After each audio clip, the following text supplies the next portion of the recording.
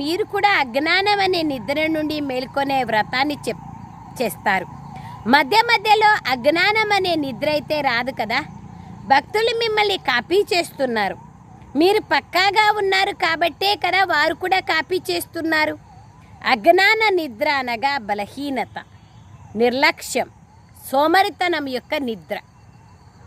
బలహీనత, నిర్లక్ష్యం, సోమరితనం యొక్క నిద్ర. ఇది ఎప్పుడూ రాకూడదు. ఇది కూడా అజ్ఞానమే. కాస్త కునికిపాట్లు వచ్చినా కానీ పర్వాలేదా? తూగితే కునికిపాట్లు పడుతూ ఉంటారా?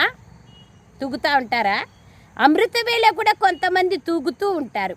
కానీ మా స్మృతి చిహ్నంగా భక్తులు ఏమేమి కాపీ చేస్తున్నారు అనే దాని గురించి ఆలోచించండి. భక్తులు ఎంత పక్కాగా ఉంటారంటే ఏం జరిగినా కానీ వ్రతాన్ని వదలరు కొంతమంది మంచి భక్తులు.